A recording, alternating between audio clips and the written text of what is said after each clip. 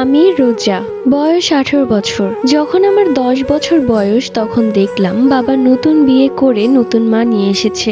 মা সেই দিন পাথরের মতো দাঁড়িয়েছিলেন, বাবার দিকে তাকিয়েছিলেন এক নজরে, চোখ সরাতে পারছিলেন না। আমার বাবা আর মায়ের ভালোবাসার বিয়ে ছিল। সংসারে এতগুলো বছরের মায়াও যেন বাবাকে আটকাতে পারলো না। মা কোনোভাবেই বাবার দ্বিতীয় বউকে মেনে নিতে পারছিলেন না। এটা কোনো নারীই পারবে না যে কিনা তার স্বামীকে প্রচন্ড ভালোবাসে। মা খুব চিৎকার চেঁচামেচি কান্নাকাটি করে, এমনকি মামাদেরকে ডেকে বিচার দেয়। সেখানে আমার দাদাবাড়ির মানুষরাও ছিল। সবাই ছিছি করতে লাগলো, কিন্তু এতে বাবার কিচ্ছুটি যায় আসে না। সে যেন তার দ্বিতীয় বউকে ছাড়া কিছুই বোঝে না। অবহেলা দূরত্ব বাড়তে লাগলো। হঠাৎ করে আমার স্কুলের খরচ দেওয়া বন্ধ করে দিল বাবা। মা তখন কাপড় সেলাই করতেন। কাপড় সেলাই করে যে টাকা পেতেন তা দিয়ে আমাদের খাবার খেয়ে অল্প কিছু টাকা বাঁচত, আর সেই টাকা দিয়ে স্কুলে পড়া একদম অসম্ভব।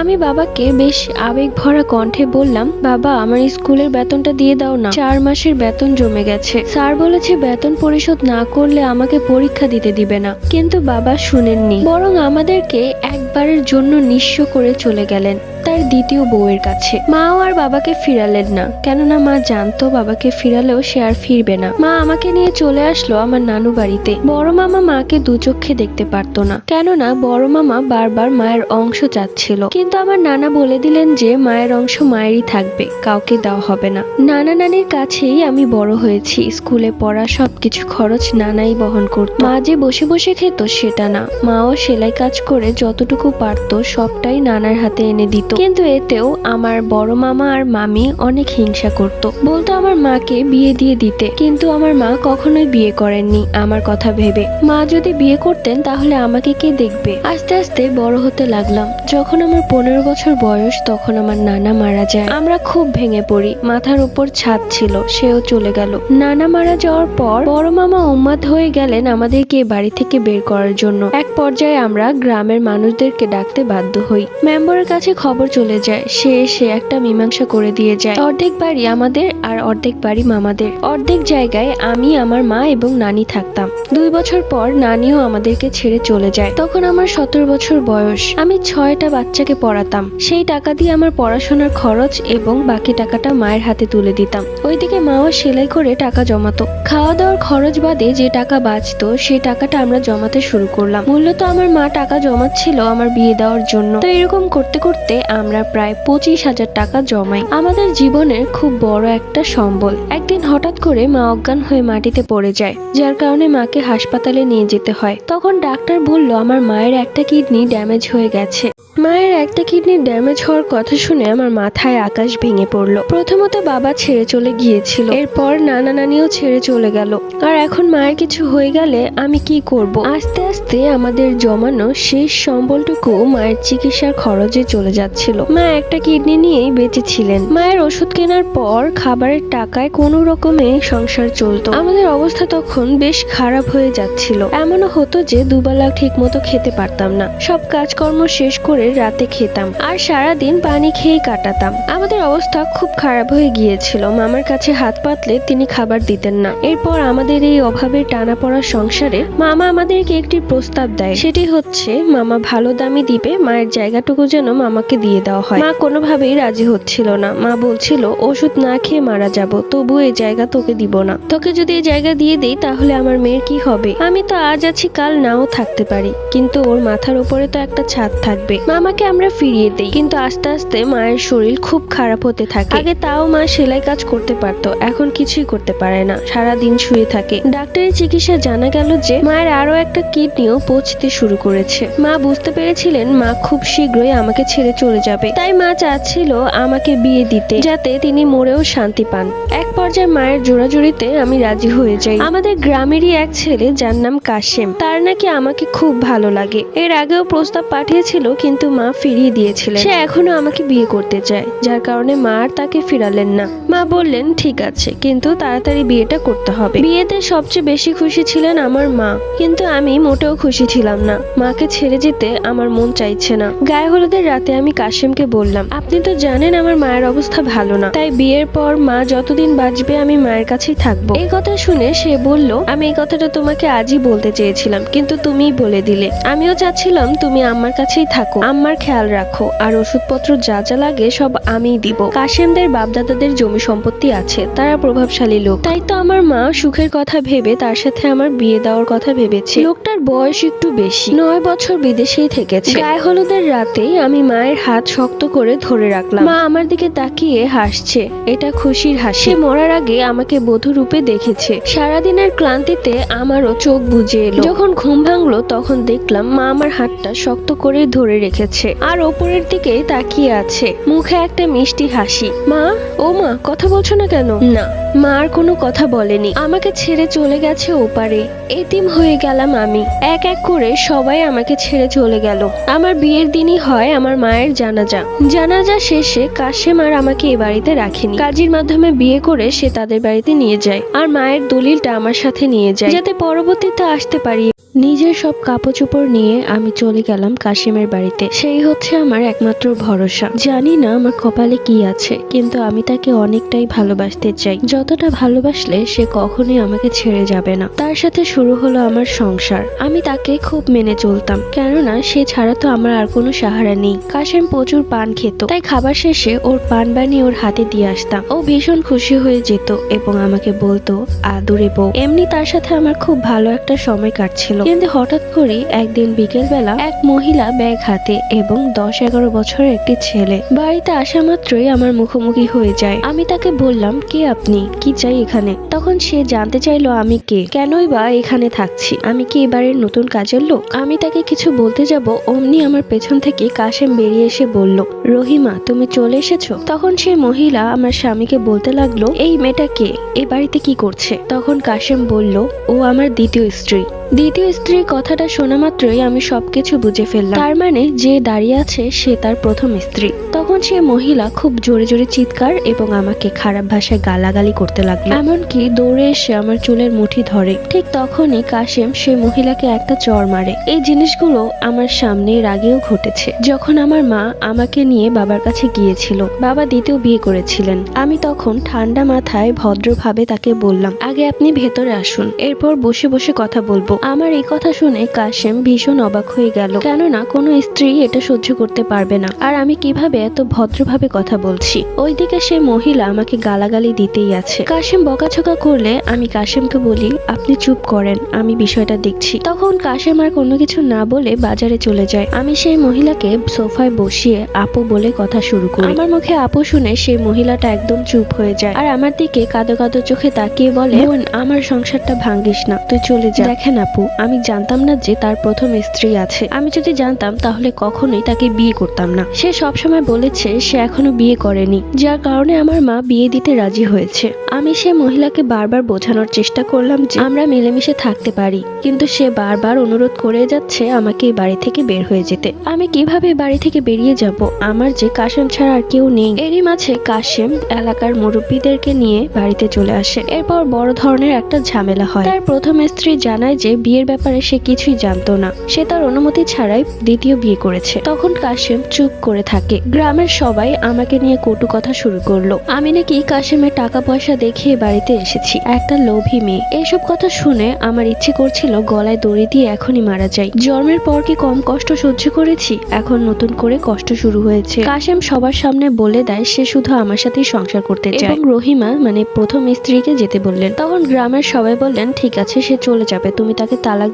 সবাই মিলে বললেন যে ঠিক আছে, তাহলে প্রথম স্ত্রীকে তালাক দেওয়া হোক এবং তার দেনমোহরের টাকা তাকে বুঝিয়ে দেওয়া হোক। দেনমোহর ছিল 10 লাখ টাকা, আর এত টাকা আপাতত কাশেমের কাছে নেই। কিন্তু কাশেম বলল যে আমাকে একটু সময় দিতে হবে, আমি 4 মাসের মধ্যে পুরো টাকা পরিশোধ করে দিব। তখন রহিমা বলল, এখনই যদি পুরো টাকা না দিতে পারে তাহলে যে পর্যন্ত টাকা না দেওয়া হবে সে পর্যন্ত সেই বাড়িতেই থাকবে। কাশেম আর কিছুই বলতে পারলো না, কারণ গ্রামের সব লোক একই কথা বলছে, তাই সে আমাদের সাথেই থাকবে। কাশেমের ছেলের নাম রাহিব। ছেলেটাকে দেখলে বড্ড মায়া লাগে। আমি তাকে কোলে বসিয়ে ভাত খাইয়ে দিলাম। ঠিক তখনই কাশেমের প্রথম স্ত্রী রহিমা এসে বাচ্চাকে একটা থাপ্পড় মেরে সেখান থেকে নিয়ে গেল আর বলল, এই ডাইনির কাছে ভুলেও আসবি না। রাতে কাশেম আমাকে বলল, আমি কিভাবে তোমার কাছে মাফ চাইবো আমি জানি না। একে তো তোমার মা তোমাকে ছেড়ে চলে গেছে, আর আমাকে বিয়ে করার পর তোমাকে আরো কষ্ট সহ্য করতে হচ্ছে। আমি তাকে বললাম, এরকম একটা জটিল বিষয় গোপন করা একদমই ঠিক হয়নি। যদি আমি আগে জানতাম যে আপনার বউ বাচ্চা আছে, তাহলে কখনোই আমি আপনার ঘর ভাঙতে আসতাম না। তখন কাশেম বলল, ওকে আমি এমনি এমনি ছাড়িনি। যখন আমি প্রবাসী ছিলাম তখন আমি ওর ব্যাপারে অনেক কিছুই শুনতে পেয়েছিলাম, আর আমাদের এলাকার মুজিবের সাথে ওর অনেক ঘনিষ্ঠতা বেড়ে গিয়েছিল। আমি আজও জানি না এই ছেলেটা কার। ও ভালো করে জানে যে আমি বিয়ে করেছি, তারপরেও এখন কেন এসেছে জানো? দেনমোহরের টাকার জন্য। এই সমস্ত কথা আড়ি পেতে শুনছিলেন রহিমা, কিন্তু তখন সে কিছুই বলেনি। পরদিন সকালবেলা কাশেম কাজে চলে যাওয়ার পর রহিমা এসে আমার চুলের মুঠি ধরে বলল, আমার স্বামীকে কুপরামর্শ দিস, আমাকে খারাপ বানানোর চেষ্টা করছিস। এসব করে কি ভেবেছিস তুই আমার জায়গা নিবি? কখনোই পারবি না। আমার জায়গা কেউ নিতে পারবে না, কেউ না। আমার মাথা গরম হয়ে গেল। আমি কেন তাকে খারাপ বানাতে চাইবো? আমি তার থেকে আমার চুলের মুঠি ছাড়িয়ে তার হাতটা শক্ত করে ধরে বললাম, আর কখনো আমার গায়ে হাত তোলার চেষ্টা করবেন না। আপনাকে যতই বোন বোন বলে কথা বলছি, আপনি ততই আমার সাথে খারাপ ব্যবহার করছেন। তখন সে এক শয়তানি হাসি দিয়ে বলল, দেনমোহরের টাকাটা আগে হাতে পাই, তারপরে তোর ব্যবস্থা করব। তোকে আমি রাস্তার পাগল বানিয়ে ছাড়বো। এরপর দেখতে দেখতে 4 মাস হয়ে যায়। একদিন খাবার খেতে বসে হঠাৎ করে বমি চলে আসে আমার। এরপর সন্ধ্যায় কাশেমের সাথে ডাক্তারের কাছে যাই। ডাক্তার পরীক্ষা নিরীক্ষা করে জানালো যে আমি মা হতে চলেছি। এই কথা শুনে তো রহিমার আগুন জ্বলে যাচ্ছে। এরই মধ্যে কাশেম দেনমোহরের 10 লাখ টাকা জোগাড় করে ফেলেছে। তাই সে এবার রহিমাকে বিদায় করতে চাচ্ছে। বিদায় করলেই যেন বেঁচে যায়। কেননা প্রত্যেক দিন রহিমার গায়ে পড়া ঝগড়া দেখে কাশেমের মোটেও ভালো লাগে না। এরপর কাশেম সবার সামনে তার প্রথম স্ত্রী রহিমাকে তালাক দেয় এবং তাকে 10 লক্ষ টাকা বুঝিয়ে দেয়। টাকা নিয়ে চলে যাবার সময় রহিমা আমাকে বলল, এখনো আমাকে চিনতে পারিসনি, খুব শীঘ্রই তোর মাংস আমি শিয়ালকে খাওয়াবো। আমি কিছুই বুঝতে পারি না, আমার মাংসটা কি শিয়ালকে খাওয়াবে? কাশেমের প্রথম স্ত্রীর মুখ থেকে এই কথা শুনে আমি প্রচন্ড অবাক হলাম। সে যা চেয়েছিল তাই তো পেয়েছে। দেনমোহরের পুরো টাকাটাই তাকে বুঝিয়ে দেওয়া হয়েছে। তবুও কেন যে এই কথা বললো আমি সেটাই বুঝতে পারলাম না। যাই হোক, রহিমা চলে যাওয়ার পর কাশেমের সাথে আমার বিবাহিত জীবন ভালোই কাটছিল। তখন আমার প্রেগন্যান্সির 4 মাস চলছে। কাশেম অনেক কেয়ার করতো আমার। আমাদের শোবার ঘরের পাশেই খাবারের ঘর। রাত তখন 3টা বাজে। আমাদের শোবার ঘরের পাশেই ছিল খাবারের ঘর। গ্রামের ঘরগুলোতে বেডরুমের পাশের বারান্দাতেই টেবিল রাখা হয়। তো যাই হোক, তখন আমি আর কাশেম গভীর ঘুমে। হঠাৎ করে আমার মনে হলো কেউ একজন ফ্রিজ খুললো এবং পায়ে হেঁটে হেঁটে টেবিলের পাশে গিয়ে চেয়ার টেনে চেয়ারে বসলো। এরপর প্লেটে খাবার বাড়তে লাগলো। আমার ঘুম আবার অনেক পাতলা, একটু আওয়াজ হলেই আমি জেগে যাই। তো এই শব্দগুলো আমি টের পাচ্ছিলাম। এরপর নিঃশব্দে খাবার চিবিয়ে চিবিয়ে খেলে যেমন শব্দ হয়, ঠিক তেমন শব্দ আসছিল। আমি কাশেমকে হাত দিয়ে ডাকতে লাগলাম। কাশেমও সাথে সাথে উঠে গেল। আমি কাশেমকে আস্তে আস্তে বললাম, মনে হয় চোর এসেছে আর খাবার খাচ্ছে।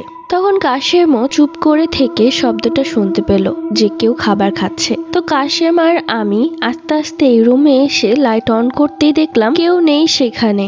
অথচ আমরা যখন আস্তে আস্তে করে এখানে আসছিলাম তখনও শব্দটা আসছিল।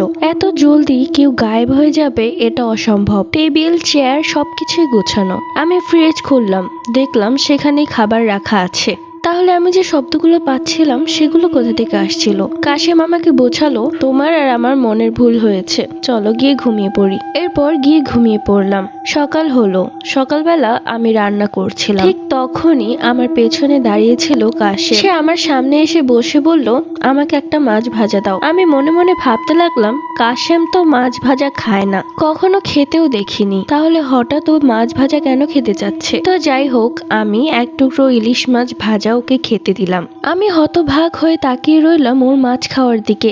2 মিনিটের মধ্যে গরম ধোয়া বের হচ্ছে, সেই ইলিশ মাছ ভাজাটা খেয়ে ফেললো। আমি কিছুটা ভয় পেয়ে যাই। তখন কাশেম আমার দিকে তাকিয়ে একটা বিচ্ছিরি হাসি দিল। ওর হাসি দেখে আমার গায়ের লোম দাঁড়িয়ে গেল। এত ভয়ঙ্কর হাসি এর আগে আমি কখনো দেখিনি। আমি কাশেমকে বললাম, আপনি ভেতরে যান, আমার মনে হচ্ছে আপনার শরীর ভালো না। এরপর সে ঘরে চলে গেল। কাশেমের ঘরে চলে যাওয়ার দৃশ্যটা আমি দেখলাম। ও কেমন যেন খুঁড়ে খুঁড়ে হাঁটছিল। এর আগে কখনো ওকে এভাবে হাঁটতে দেখিনি। এরপর রান্নায় মনোযোগী হলাম। 5 সেকেন্ড পর কাশেম বাহিরের গেট থেকে ভেতরে ঢুকলো। তার হাতে ছিল লাল শাক। কাশেমের হাতে লাল শাক দেখে আমি বললাম, আপনি কোথায় গিয়েছিলেন? তখন সে বলল, আমি একটু বাজারে গিয়েছিলাম আর দেখলাম লাল শাক বিক্রি করছে, তাই ভাবলাম নিয়ে আসি। লাল শাক তো তোমার অনেক পছন্দের, আর লাল শাক অনেক পুষ্টিকর, তোমার এখন খাওয়া উচিত। আমি আর কিছু ভাবতে পারলাম না, সাথে সাথে মাথা ঘুরে পড়ে গেলাম। কেননা আমাদের বাড়ি থেকে বাজারে যেতে হলে প্রায় ২০-২৫ মিনিট সময় লাগে, আর ৫ মিনিট আগেই কাশেম ঘরে ঢুকেছে। আমি আসলে চিনতে পারছিলাম না আসল কাশেম কে। যখন চোখ খুলে তাকালাম তখন দেখলাম কাশেম আমার পাশে বসে আছে এবং একজন ডাক্তারও এসেছে। কাশেম আমাকে বলল, তোমার প্রেশার লো, যার কারণে তুমি মাথা ঘুরে পড়ে গিয়েছিলে। আমি উঠে বসে পানি খেতে চাইলাম, তখন কাশেম আমাকে পানি খেতে দিল। এরপর ডাক্তার কিছু মেডিসিন লিখে দিয়ে চলে গেল।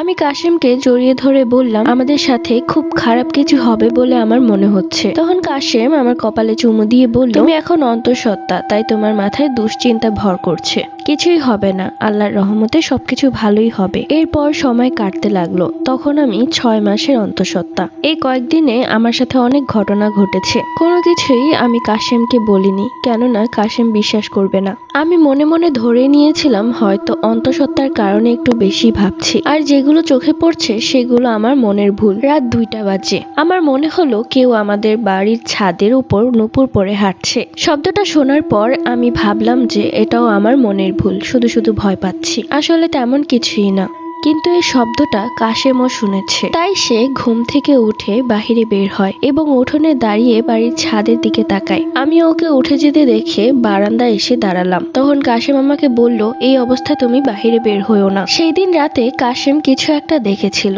সে প্রচন্ড ভয় পেয়েছে, দৌড়ে ঘরের ভেতর ঢুকে গেল এবং গেট লাগিয়ে দিল এবং আমাকে বলতে লাগলো, যত দোয়া দুরুদ আছে পড়তে থাকো, কালই বাড়িতে হুজুর নিয়ে আসবো। আমি তাকে এত জিজ্ঞেস করলাম, কি দেখেছেন আপনি? কিছুই বলল না, কিন্তু চোখ মুখ দেখে মনে হচ্ছে সে কিছু একটা দেখে অনেক ভয় পেয়েছে। এরপর সেই রাতটা আমাদের এভাবে কেটে গেল, কেউই ঘুমায়নি। সকালে বাড়িতে হুজুর নিয়ে আসলেন কাশেম। এরপর কাশেম বলতে শুরু করলো যে কালকে রাতে সে কি দেখেছে। কালকে রাতে যখন ঘরের ছাদ থেকে নূপুরের শব্দ আসছিল, তখন কাশেম উঠোনে বের হয় এবং ঘরের ছাদের দিকে তাকাতেই দেখে আমি নাকি বিয়ের সাজে পায়ে নূপুর পরে ছাদে হাঁটছি এবং কাশেমের দিকে তাকিয়ে ভয়ঙ্কর হাসি দিয়েছি। অথচ তখন আমি বারান্দায় দাঁড়িয়েছিলাম, আর কাশেম আমাকে বলল, বের হয়েও না এই অবস্থায়। এরপর হুজুরকে আমিও আমার সাথে ঘটা সবকিছুই বলতে শুরু করি। সব শুনে কাশেম আমাকে বলল, এত ঘটনা ঘটে গেছে, তুমি আমাকে বলনি কেন? শুধু শুধু আপনি দুশ্চিন্তা করবেন তাই বলিনি। এরপর হুজুর আমাদের পুরো বাড়ি ঘুরে দেখলেন এবং বললেন, আজ রাত 12টায় তিনি আসর বসাবেন এবং তার জিনের দ্বারা জানতে পারবেন কি হয়েছে। কথা মতো রাত 12টায় জিন হাজির করা হলো। পরের দিন হুজুর আমাদের বাড়িতে এলেন এবং জিনের কথা মতো আমাদের চাপকলের সামনে মাটি খুঁড়লেন। সেখান থেকে সাদা কাপড়ে পেঁচানো একটি তাবিজ বেরিয়ে এলো। কাপড়টি ছিল কাফনের কাপড়। এরপর তিনি হাঁটতে হাঁটতে চলে গেলেন আমাদের রান্নাঘরের দিকে এবং বললেন, এখানকার মাটি খুঁড়ো। মাটি খুঁড়লে সেখান থেকেও একটি তাবিজ বেরিয়ে এলো। এই তাবিজটা আবার যে কাপড় দিয়ে মোড়ানো ছিল, সেই কাপড়টি ছিল আমার পুরনো একটি ওড়নার টুকরা। এরপর হুজুর চলে গেলেন আমাদের বাথরুমের বেল গাছের নিচে এবং বললেন, এখানে মাটি খুঁড়ো। সেখান থেকে বেরিয়ে এলো সাদা কাপড় এবং তার মধ্যে রক্তের ছোপ ছোপ দাগ। সেই কাপড়ে মোড়ানো ছিল একটি ছোট্ট পুতুল। পুতুলটির মুখ ছিল বিকৃত। পুতুলটির পেটে একটা সুই ঢুকানো ছিল। আমাদের বুঝতে আর বাকি রইল না যে আমাদের উপর কালো জাদু করা হয়েছে।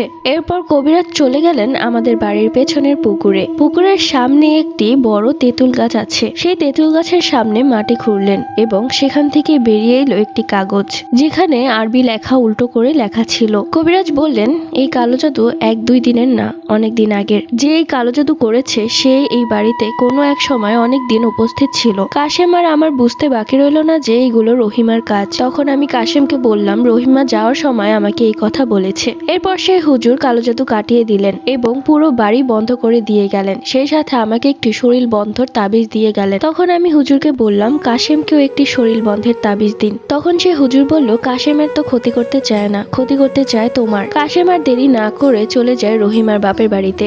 কাশেমকে দেখে রহিমার মুখ শুকিয়ে যায়। তখন রহিমা বলে, তুমি কি জন্য এসেছো? তখন কাশেম রহিমার বাবার কাছে বিচার দিয়ে আসে যে আপনার মেয়ে এগুলো করেছে। এসব কথা শুনে রহিমার বাবা রহিমাকে বাড়ি থেকে বের করে দিতে চাইলে রহিমা তখন কাশেমের পা ধরে বলে, আমার ভুল হয়ে গেছে, আমাকে মাফ করে দাও, আমি আর কখনোই তোমাদের উপর কালো জাদু করব না। কাশেম আর কিছুই বলেনি, চলে আসে। এরপর থেকে রহিমার কি হয়েছে তা আমরা জানি না। এরপর মাস কেটে যায়, আমাদের সাথে ওইরকম আর কোনো কিছুই ঘটেনি। আমাদের ঘরে জন্ম নেয় খুব সুন্দর ফুটফুটে একটি মেয়ে, আমরা তার নাম রাখি ইভা। কাশেম খুব খুশি হয়েছে তার মেয়ে হওয়াতে। প্রথমে ভেবেছিলাম ও হয়তো অনেক রাগ করবে, কেননা সে সবসময় চাইতো তার যেন একটা ছেলে হয়। এখন যেন কাশেমের চোখের মনি ইভা। ভেবেছিলাম মা বাবা নানা নানিকে হারিয়ে আমি হয়তো নিঃস্ব হয়ে যাব, আমার বাঁচার কোনো পথই থাকবে না।